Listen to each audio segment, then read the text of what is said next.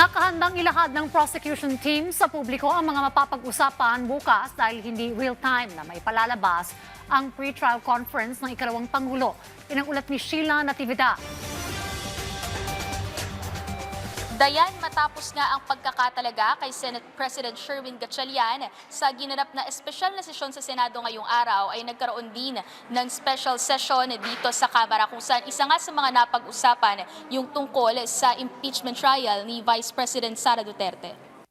I move to authorize the House Public Prosecutors and the private prosecutors, subject to the direction, control, and supervision of the House Public Prosecutors, in the impeachment case against Vice President Sara Zimmerman Duterte, to act for and on behalf of the House of Representatives in all pretrial proceedings and incidental matters before the Senate sitting as an impeachment court. Naghain ng mosyon si Representative Isabel Zamora na bahagi rin ng prosecution team na pahintulutan ng public at private prosecutors na gampanan ng kanilang tungkulin sa mga pre-trial proceedings. Kasama rito maging yung incidental matters sa Senado bilang ang mga senador ang tatayong mahistrado para sa impeachment trial ng Vice Presidente, kung saan mag-e-enlist din ng private experts at consultants ang prosecution team ayon kay Zamora. Layunin din itong mapadali ang mga issue, magkaroon ng stipulations at admissions of facts, matukoy ang mga testigo at maitakda ang bilang nito para mapabilis ang proseso ng pagdinig.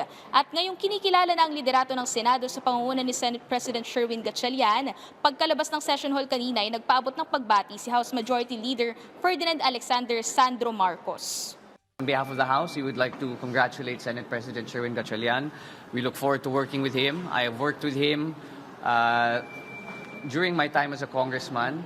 And I know how level-headed he can be.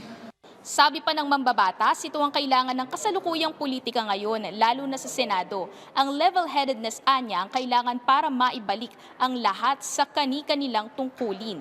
Sa hiwalay na panayam, sinuportahan din ni House Trial Spokesperson at Lanao del Sur 1st District Representative Zia Alonto Adyong si SP Gatchalian. Now that the Senate has resolved the leadership issue, we also hope that the Senate can focus now with its constitutional duty to proceed with the impeachment trial without necessary delay.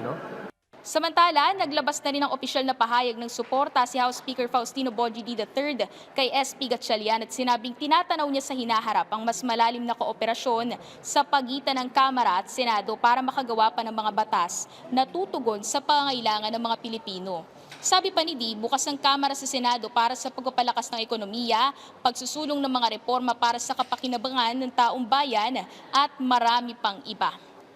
Dayan, bukas nga inakanakda ng magsimula yung pre-trial conference hinggil sa pag-usad ng impeachment case ni VP Duterte kung saan inaasahan yung magiging pagdalo ng magkabilang panig. Samantala sa usapin naman ng pagbabago sa liderato ng Senado ay kumpiyansa yung ilang mga mambabatas, partikular yung mga miyembro ng prosecution team na magiging maayos yung proseso ng paglilitis. Dahil kung matatandaan, nauna na rin sinabi ni House Lead Prosecutor Jervy Luistro na sana ay magkaroon muna ng duly elected Senate President bago pa man umarangkada yung pagsisimula ng impeachment trial proper sa July 6. Samantala, bagamat hindi maipalalabas ng real-time itong pre-trial conference na gaganapin bukas, ay nagsabi naman ng prosecution team na nakahanda silang ilahad sa publiko yung mga bagay na mapag-uusapan dito sa sinasabi na pre-trial conference. Dayan? Maraming salamat, Sheila Natividad.